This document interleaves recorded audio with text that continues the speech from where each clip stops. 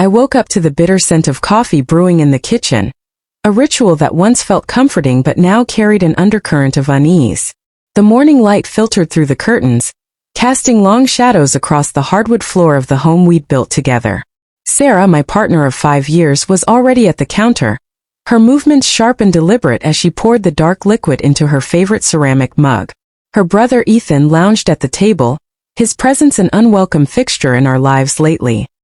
He'd been staying with us for weeks, supposedly to get back on his feet, but his lingering felt like an intrusion, a subtle shift in the balance of our home. The tension had been simmering for months, but that morning, it boiled over in a way I hadn't anticipated. I reached for the coffee pot, my hand brushing against Sarah's as I tried to pour myself a cup. The contact was fleeting, but her reaction was immediate. She jerked her hand back, and the pot tipped, sending a cascade of scalding coffee across the counter.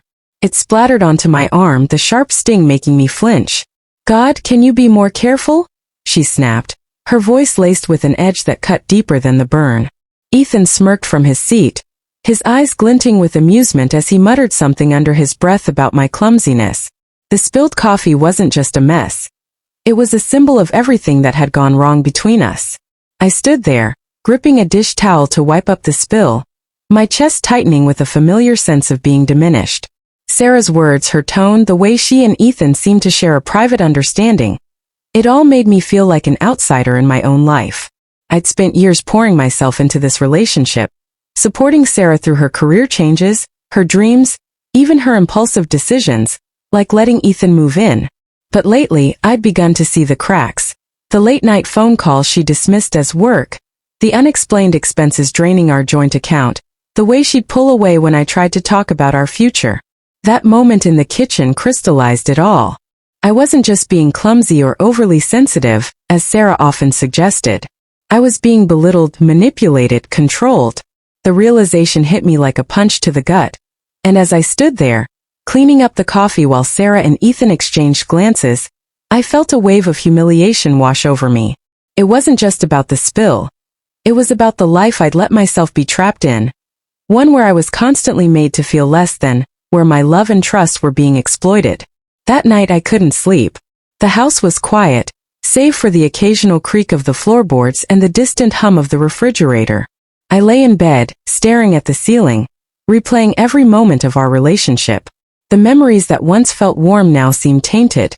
I thought about the times Sarah had brushed off my concerns, the way she'd laugh off my questions about her late nights or the cryptic messages I'd glimpsed on her phone. I thought about the money, thousands of dollars unaccounted for, withdrawals I'd assumed were for shared goals but now suspected were funding something else entirely. And I thought about Ethan, always there, always watching, always reinforcing Sarah's narrative that I was the problem. By dawn I'd made my decision. I couldn't keep living like this, tethered to someone who didn't respect me, who might not even love me. I needed clarity and I needed to reclaim my life. Leaving wasn't just about walking away. It was about preserving what was left of my dignity, my sense of self. I got out of bed, my movements quiet but purposeful, and began to plan my exit. Over the next few days I moved methodically, like a man dismantling a life he'd spent years building. I started by packing my belongings, carefully sorting through the tangled remnants of our shared existence. My clothes went into suitcases, my books into boxes, my personal documents into a locked folder. I left Sarah's things untouched, her clothes in the closet, her jewelry on the dresser, her photos on the walls. It wasn't out of kindness. It was a deliberate choice to sever ties cleanly, to leave no trace of myself in her world. Each item I packed felt like a step toward freedom, a way of reclaiming the parts of me I'd lost. As I packed, I began to uncover evidence of Sarah's deceit. It started with a bank statement I found tucked in a drawer, showing transfers to an account I didn't recognize. Then there were the emails accessed through a shared laptop she hadn't bothered to log out of, messages to someone named Jay, filled with intimate details and plans that didn't include me. The final blow came when I found a hidden folder on her phone, left unlocked one evening when she'd fallen asleep on the couch. Inside were photos, texts, proof of an affair that had been going on for months, maybe longer. Jay wasn't just a fling. He was someone she'd been building a life with, using our money, our home, our time. The betrayal cut deep, but it also fueled my resolve. I didn't confront her, not yet. Instead, I gathered everything.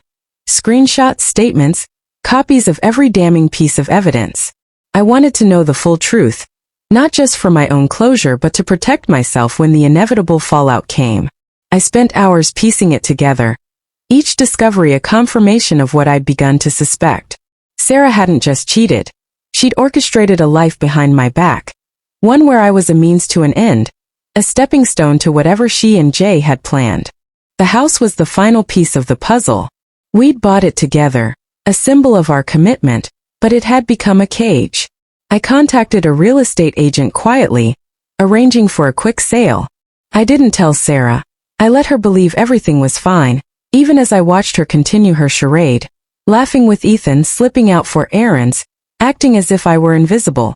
When the sale was finalized, I arranged for the proceeds to be split, but I made sure my share was secured in an account she couldn't touch. The day the papers were signed, I called her into the living room. She walked in, her expression a mix of irritation and curiosity, Ethan trailing behind like a shadow. I handed her the documents, watching her face as she scanned them. The realization hit her slowly, then all at once. Her home, her stability, her carefully constructed world was gone. "What is this?" she demanded, her voice shaking. I didn't raise my voice, didn't let the anger I felt spill over. "It's over," I said simply. "The house is sold. I'm leaving. You can figure out the rest." Her reaction was a storm of denial, accusations, tears. She called me selfish, cruel, said I was overreacting. Ethan tried to step in, his voice dripping with false authority, but I cut him off. I laid out the evidence, the emails, the texts, the bank statements. I didn't need to say much. The truth spoke for itself. For the first time, I saw fear in her eyes, the dawning understanding that she'd lost control, that her lies had collapsed under their own weight. I left the next morning. The house was quiet as I carried my bags to the car, the air heavy with the weight of what I was leaving behind. Before I walked out, I placed an envelope on the kitchen counter. Inside was the key to the house, a final gesture of closure. It wasn't about anger or revenge. It was about letting go. The key symbolized the end of an era, the moment I chose myself over the pain, the betrayal, the years of being made to feel small. As I drove away, the weight in my chest began to lift. I didn't know what came next, not entirely, but I knew it would be mine to define. Liberation wasn't loud or vengeful. It was calm, calculated, a quiet step into a new beginning. The road stretched out before me, and for the first time in years I felt free.